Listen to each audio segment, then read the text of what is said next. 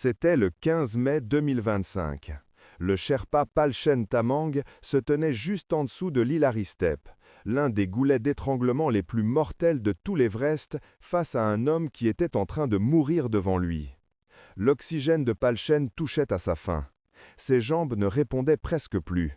Et pire encore, l'alpiniste qu'il guidait, Subrata Ghosh, originaire du Bengale, était paralysé, délirant, coincé dans une transe entre la panique et l'épuisement, refusant de faire ne serait-ce qu'un seul pas. Il se trouvait à 90 mètres du sommet, 90 mètres de la gloire, et 90 mètres d'une décision simple et brutale, rentrer chez soi vivant ou ne pas rentrer. Palchen avait tout essayé. Il avait supplié, tiré, traîné, attendu, mais Subrata ne réagissait pas. Il restait immobile, figé à la limite, entraînant les deux hommes vers le bord de la mort. Et puis, après des heures de lutte, Palchen fit l'impensable. Il tourna le dos et descendit la montagne seul. Ce n'était pas seulement une ascension ratée, c'était le symptôme de quelque chose de plus profond, quelque chose qui grandit année après année, silencieux, inévitable. Les Sherpas s'en vont, et quand vous comprendrez pourquoi, vous ne regarderez plus jamais l'Everest de la même manière. Pour comprendre pourquoi Palchen a dû prendre cette décision dévastatrice, vous devez d'abord comprendre qui sont les Sherpas en vérité. Et je vous le promets, ce n'est pas ce que la plupart des gens imaginent.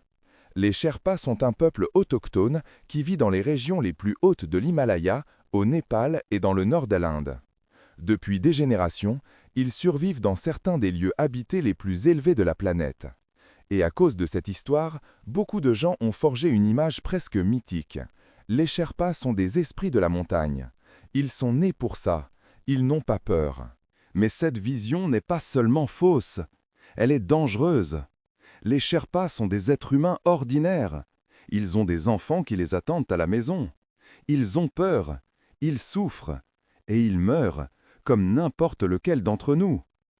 La seule différence, c'est qu'ils le font depuis si longtemps qu'ils ont appris à cacher la terreur derrière un sourire timide et discipliné. Laissez-moi vous parler d'un homme, Ang Dorje Sherpa.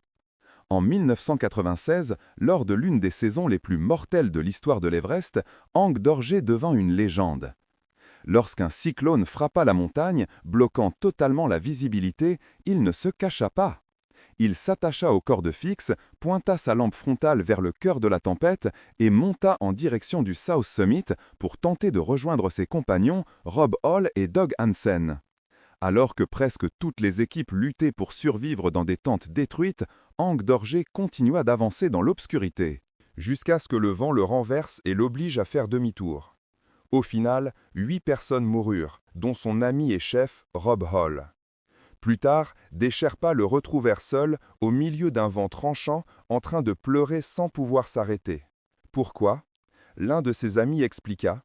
Pour Ang Dorje, son rôle sur Terre était de protéger les gens. Et même si Rob était le chef de l'expédition, Ang Dorje croyait qu'il était lui responsable de le garder en vie. Lorsque ses clients et amis moururent, Ang Dorje se sentit coupable, profondément. Le monde occidental qualifia les guides étrangers de héros. Et il l'était, oui, mais il existe une partie de cette histoire que presque personne ne raconte. Ang Dorje survécut, mais le prix de cette survie faillit le détruire.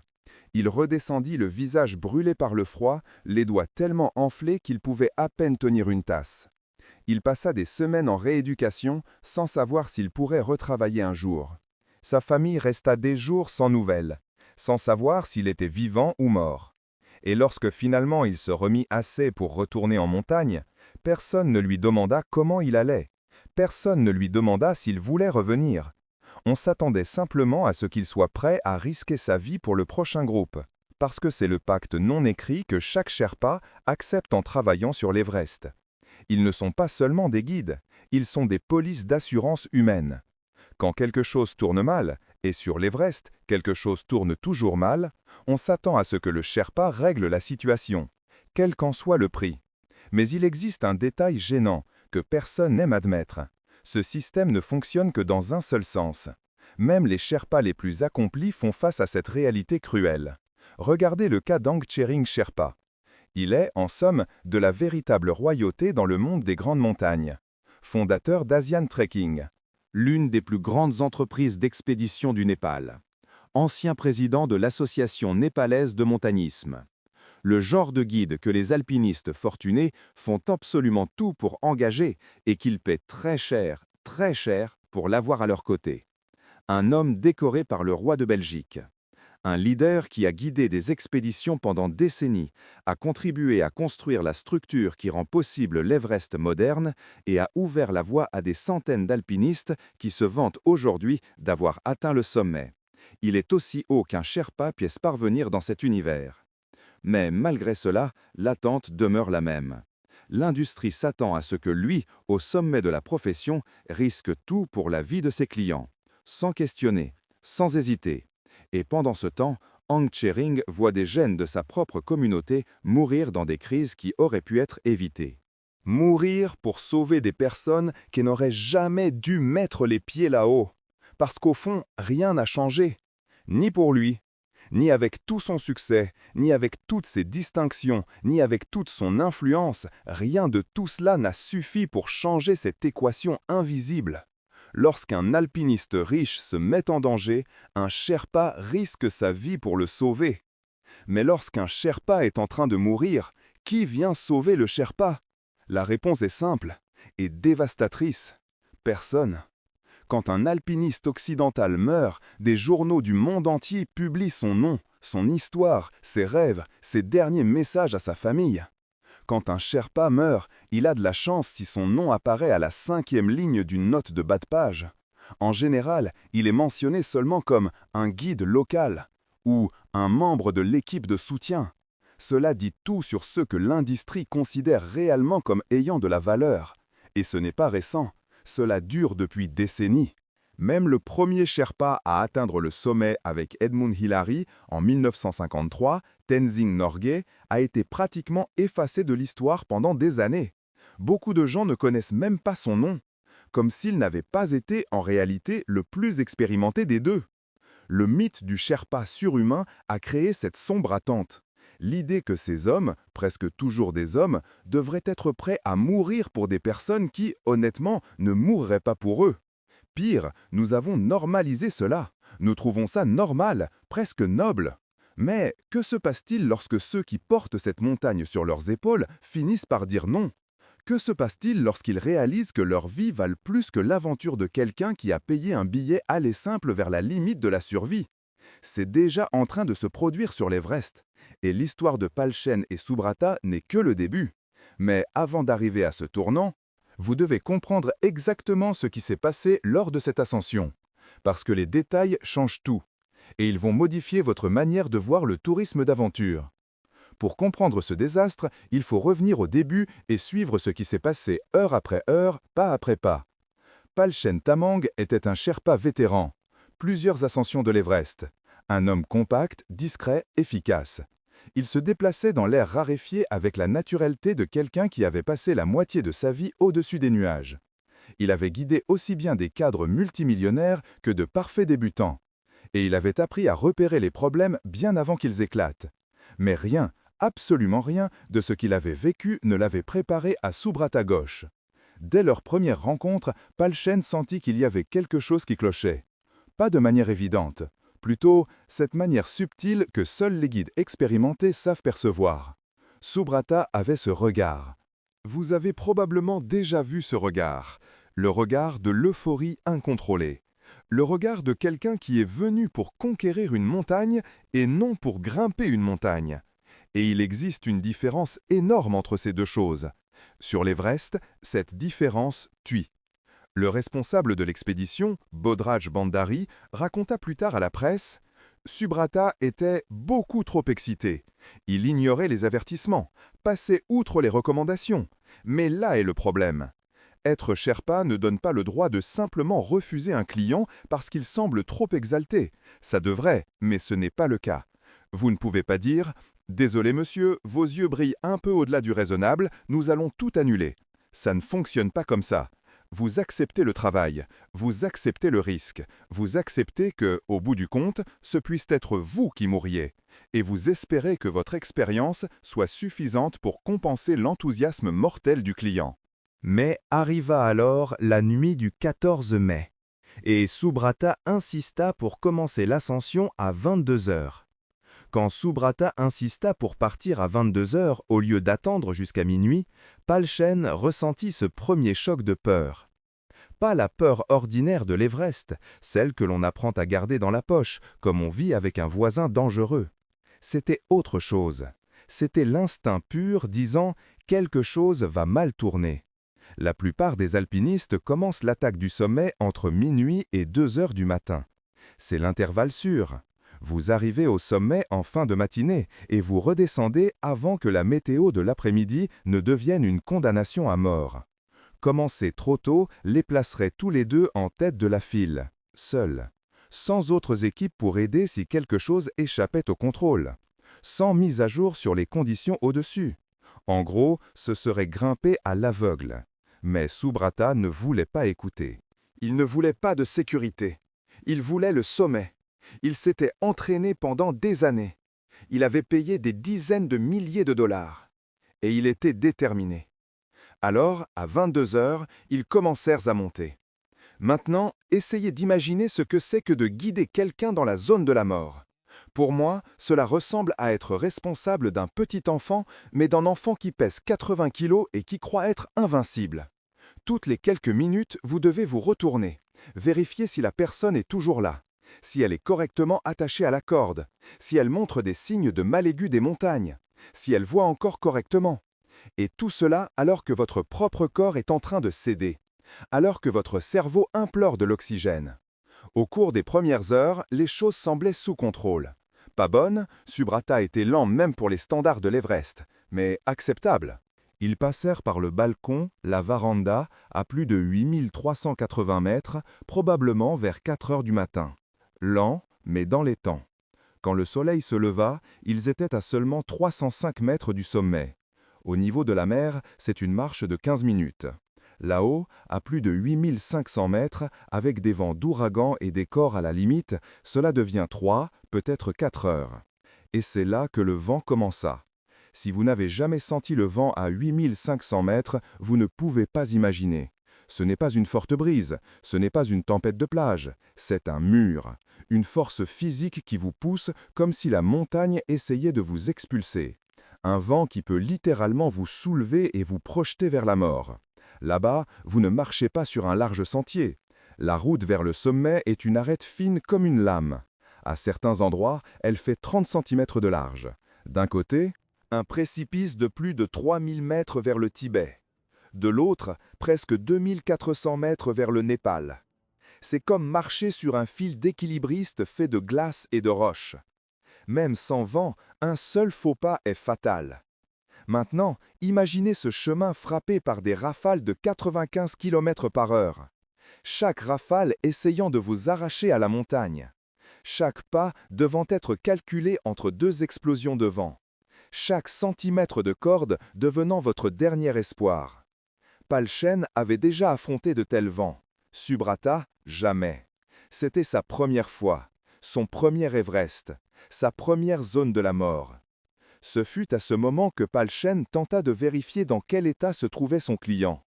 Et là, dans ce petit geste, tourner la tête et regarder, il réalisa que quelque chose n'allait terriblement pas. Subrata restait de plus en plus en arrière, retardé à chaque virage, à chaque pas. Est-ce que Palchen tenta de faire signe? Peut-être leva-t-il la main, indiquant qu'il devait redescendre? Le geste universel des alpinistes.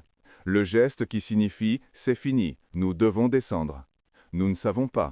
Mais ce que nous savons, c'est que Subrata ne vit pas, ou choisit de ne pas voir. Il continua simplement à monter. Un pas, puis un autre. Lent, beaucoup trop lent, mais avec la détermination aveugle de quelqu'un qui accepte de mourir tant que ce soit en direction du sommet. Et vous devez vous demander, pourquoi diable Palchen n'a-t-il pas renoncé? Pourquoi n'a-t-il pas tourné les talons et dit « Vous êtes hors de contrôle, nous redescendons maintenant » La réponse est simple et cruelle. Sur l'Everest, on ne peut pas forcer quelqu'un à redescendre. On ne peut pas attraper un adulte et littéralement le traîner vers le bas quand il est décidé à monter. Ça ne fonctionne pas comme ça. Pas dans la zone de la mort. Pas quand l'oxygène vient à manquer. Pas avec une arête de 30 cm sous vos pieds. Et surtout, pas quand la responsabilité et le risque reposent entièrement sur les épaules du guide. Tout ce qu'un guide peut faire, c'est conseiller et attendre. Espérer que le client écoute. Subrata n'a pas écouté. Finalement, vers 14 heures, 13 heures après le départ, ils atteignirent le sommet. Subrata leva les bras en triomphe, prendit l'appareil photo, posa pour la photo qui prouverait à tous ceux restés au pays qu'il y était arrivé. Palchen resta à proximité, accomplissant son travail de guide. Vérifier le manomètre d'oxygène pour la 100e fois. Observer les nuages se former au sud, sentir le vent se renforcer. Faire le calcul, cette mathématique froide et terrifiante. 13 heures d'ascension. 4 heures d'oxygène, peut-être. La descente prendrait au moins 6 heures dans de bonnes conditions. Avec ce vent, peut-être 8. Palchen savait. Ils étaient en difficulté. Mais un guide ne peut pas paniquer. Il ne peut pas montrer sa peur. Car au moment où le client lit la terreur dans vos yeux, il cesse de fonctionner. Alors Palchen refoula son effroi, pointa la montagne du doigt et commença à redescendre. La première heure se déroula mieux qu'il ne l'espérait. Subrata titubait, épuisé, trébuchant toutes les quelques foulées, mais continuait à descendre. Ils passèrent le South Summit. Ils franchirent la corniche. Chaque pas semblait un petit miracle. Chaque minute, leur chance fondait. Et puis, ils arrivèrent à l'Hilary-Step. Imaginez la scène. 8750 mètres. L'air si raréfié que le corps meurt cellule après cellule. En dessous, un abîme de 3000 mètres. Au-dessus, une paroi de 12 mètres qu'il faut descendre en se tenant de dos, épuisé, avec des vents d'ouragan. C'est là que Subrata s'assit sur la neige et prononça 4 mots qui changèrent tout. « Je ne vois plus rien maintenant ». La cécité soudaine en haute altitude n'est pas rare. Quand le cerveau manque d'oxygène, la vue est l'une des premières fonctions à lâcher. Palchen avait déjà vu cela. Il savait quoi faire, descendre vite avant que le mal aigu des montagnes n'empire. Mais Subrata dit quelque chose qui glaça le sang de Palchen. « Je ne bougerai pas ». Pensez-y. À 8750 mètres, dans la zone de la mort, sans possibilité de secours et avec l'oxygène qui s'épuise, Subrata ne s'évanouit pas. Il prit la décision consciente de s'arrêter. Les spécialistes appellent cela le syndrome de l'abandon. Quand le corps et le cerveau dépassent la limite, parfois l'esprit se coupe simplement. Il n'y a ni drame ni hurlement, juste la quiétude morbide de celui qui choisit de s'asseoir et d'accepter. Savoir le nom de ce phénomène n'en rend pas moins terrifiant le fait d'y assister de près. Ce qui suivit furent 8 heures qui hanteront Palchen de toujours. D'abord, il essaya la parole. Un Népalais plein de supplications. Il évoqua la famille. Il parla des fêtes qui l'attendaient à la maison. Il parla de la sécurité toute proche. Mais raisonner un cerveau qui s'est éteint est inutile. Quand les mots échouent, Palchen fit ce que peu auraient fait. Il transcendait son rôle de guide. Il décida de traîner physiquement le client. Pensez bien à ce que cela signifie. Traîner un autre adulte jusqu'au niveau de la mer est déjà épuisant. Maintenant, multiplier la douleur par 5, le poids de l'altitude, l'air raréfié, chaque pas comme si l'on marchait sur des braises. À 8750 mètres, où chaque pas est un marathon, Palchen tenta de porter Subrata pendant 4 heures torturantes. Ses muscles imploraient de l'oxygène, son dos se cambrant sous le poids, sa vue commençant à flancher à cause de l'effort. Et, après tout cela, il n'avait avancé que 90 mètres. 90 mètres de lutte. 90 mètres de vie traînés sur la neige. Puis Palchen s'effondra, aux côtés de Subrata, tous deux haletants, tous deux rendus à l'air raréfié. Et là, dans le silence incisif de cette altitude, Palchen dut affronter le choix le plus cruel qu'un homme puisse faire. À ce stade, c'était clair. Les deux étaient en train de mourir, simplement à des vitesses différentes. Allongé dans la neige, Palchen comprit qu'il était arrivé au moment pour lequel aucun entraînement ne prépare qui que ce soit. Son oxygène touchait à sa fin. Il se trouvait dans la zone de la mort depuis presque 20 heures. Le gel commençait à attaquer ses doigts des mains et des pieds. Son corps était simplement en train de s'éteindre. Les chiffres étaient simples et cruels. S'ils restaient, ils mourraient tous les deux. S'ils partaient, peut-être que l'un des deux vivrait. Palchen resta là plus longtemps que n'importe quel être humain ne serait resté. Il resta jusqu'à ce que sa propre survie dépende désormais de la chance, et de la chance seulement. Quand il se leva enfin pour partir, Subrata était probablement encore conscient.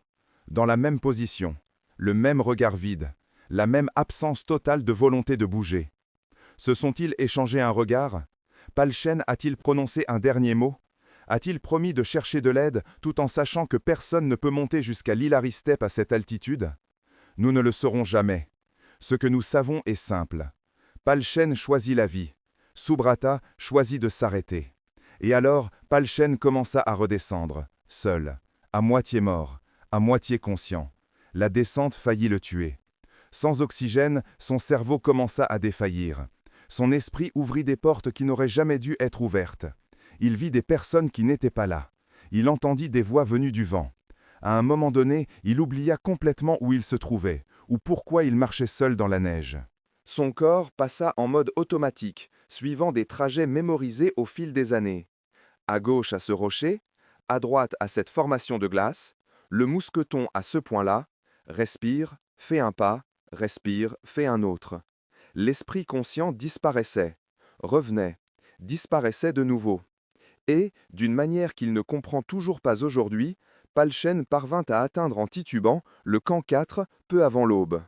Des alpinistes le trouvèrent là, le visage brûlé par le froid, les mains rigides, la parole confuse, plus mort que vivant. Il fallut des jours avant qu'il retrouve assez de lucidité pour expliquer ce qui s'était passé là-haut, dans l'obscurité, près de l'Hilaristep. Quand les équipes Sherpa finirent par monter pour chercher Subrata, ils le trouvèrent exactement où il avait été laissé, assis, gelé, dans la même position que celle où il avait décidé de s'arrêter. La nouvelle explosa sur Internet. Certains appelèrent Palchen un héros, d'autres un lâche. Des personnes qui n'avaient jamais grimpé plus de 3 étages discutant de ce qu'il aurait dû faire à 8750 mètres d'altitude. Mais ce qui importe vraiment et que personne ne semble vouloir discuter, c'est ceci. Palchen n'aurait jamais dû être placé dans cette situation. Et voici la partie que l'industrie du tourisme d'aventure déteste admettre. Les Sherpas abandonnent l'Everest. C'est une réalité de plus en plus évidente. Ils ne sont pas simplement en train de changer d'entreprise. Ils ne prennent pas simplement une saison de repos. Ils quittent la montagne, définitivement, et demandent à leurs enfants de choisir n'importe quel autre métier. Lorsque j'ai enquêté pour savoir pourquoi, j'ai découvert quelque chose d'effrayant. La plupart des Sherpas parlent à voix basse, presque comme un murmure, mais le message est clair.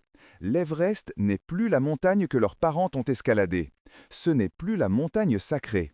Et les chiffres ne mentent pas.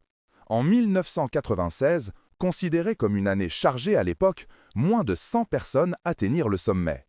En 2023, ce nombre dépassa 650. Pensez-y. Plus de 650 personnes escaladant la montagne la plus mortelle du monde en une seule saison. C'est comme transformer un circuit de Formule 1 en un embouteillage. Mais un embouteillage sur une glace qui bouge, se fissure et disparaît à chaque tempête. Des crevasses s'ouvrent durant la nuit. Les zones d'avalanche changent d'heure en heure. L'Hilaristep, où Palchen et Subrata sont restés coincés, forme désormais des fils. Oui, des fils réels à 8780 mètres d'altitude.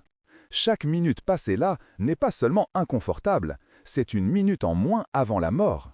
Et qui se trouve au milieu de ce chaos? Qui installe les cordes fixes? Qui transporte des bouteilles d'oxygène supplémentaires? Qui veille à ce que des centaines d'alpinistes inexpérimentés ne se tuent pas là-haut? Toujours les mêmes, les Sherpas. Mais voici la partie qui m'a vraiment donné envie de jeter mon ordinateur par la fenêtre. La majorité des personnes qui montent sur l'Everest ne devraient pas s'y trouver. Des études revues par des spécialistes, ainsi que des témoignages de guides vétérans, montrent quelque chose d'absurde. Jusqu'à 2 tiers de ceux qui tentent d'atteindre le sommet ne sont jamais montés au-dessus de 6000 mètres. Réfléchissez-y calmement. C'est comme essayer d'opérer un cœur simplement parce que vous avez regardé une vidéo sur YouTube. C'est comme piloter un avion parce que vous avez lu un livre. Sauf que, sur l'Everest, quand quelqu'un se trompe, ce n'est pas seulement lui qui tombe. Et lorsque ces alpinistes mal préparés finissent inévitablement par se retrouver en difficulté, et cela arrive tout le temps, qui risque sa vie pour les sauver? Toujours les mêmes. Toujours les Sherpas. Ils ne transportent plus seulement du matériel. Aujourd'hui, ils sont nounous, gardes du corps, secouristes, psychologues improvisés, spécialistes de crise, tout en même temps. L'attente est simple et brutale. Il ne suffit pas de guider. Ils doivent maintenir en vie des personnes qui ont fait de très mauvais choix et qui ont payé beaucoup trop cher pour admettre qu'elles avaient tort. Et pour tout cela, ils reçoivent presque rien. Un Sherpa gagne entre 3 000 et 5 000 $ pour une saison qui peut le tuer n'importe quel jour, alors que les clients payent entre 50 000 et 100 000 $. Faites le calcul. Ceux qui assument les risques reçoivent la plus petite part de l'argent. Mais le pire n'est même pas là. Le pire, c'est ce qui arrive à leur famille. La culture Sherpa a toujours entretenu un lien spirituel profond avec les montagnes. L'Everest, ou Chomolungma, n'est pas une attraction touristique. C'est sacré, c'est une déesse. Mais que se passe-t-il lorsque cette déesse devient un tapis roulant à selfie? Lorsque des pères, des frères et des fils meurent pour aider des inconnus à prendre une photo à 8848 mètres? Combien de temps avant que ce lien spirituel se brise? Aujourd'hui, de nombreuses familles Sherpas découragent leurs enfants de suivre cette voie. Elles les poussent à étudier, à trouver des emplois urbains, à faire n'importe quoi, sauf risquer leur vie pour réaliser le rêve touristique de quelqu'un d'autre. Et qui pourrait les blâmer? Parce que ce qui est arrivé à Palchen n'était pas un accident isolé, c'était le résultat d'un système défaillant. Un système qui pousse les Sherpas en première ligne tout en vendant au monde une fantaisie glamourisée de l'aventure. Alors nous devons poser une question dérangeante. L'Everest représente-t-il encore l'aventure ou n'est-il devenu qu'un cimetière avec un excellent marketing? La véritable aventure a toujours impliqué du risque, mais elle a aussi impliqué de la préparation, du respect et la conscience que certaines choses sont plus grandes que nos désirs personnels. Quand vous montez l'Everest, vous ne risquez pas seulement votre propre vie, vous risquez la vie de tous ceux qui pourraient devoir vous sauver. Mais à un moment donné, la montagne est devenue une marchandise, un produit. Et beaucoup de personnes se sont mises à croire que, si elles payent assez, quelqu'un prendra en charge les parties dangereuses à leur place. Subrata Ghosh n'était pas une mauvaise personne. Tout indique qu'il était passionné par l'idée d'être là. Il s'était entraîné, avait rêvé, avait planifié. Mais il a laissé l'excitation guider des décisions qui ont mis 2 vies en danger. Et cela est devenu courant sur l'Everest. Les clients traitent les Sherpas comme un filet de sécurité automatique. Ils croient qu'il y aura toujours quelqu'un pour absorber les conséquences de leur choix. Mais les filets de sécurité échouent. Et quand ils échouent, des personnes réelles meurent.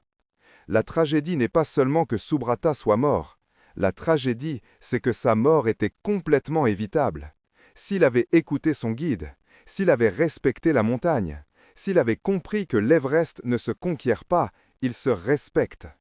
Mais cela exigerait quelque chose que le tourisme d'aventure moderne semble avoir complètement perdu, l'humilité. Pour moi, le courage que Palchen a montré en tentant de sauver Subrata pendant 8 heures dans la zone de la mort est presque impossible à comprendre. Si j'avais été à la place de Palchen, je serais redescendu bien avant. Mais il y a quelque chose d'encore plus difficile à accepter. Il n'aurait jamais dû être placé dans cette situation. La véritable tragédie ne se trouve pas seulement dans les dernières minutes, là, sur l'Hillary Step.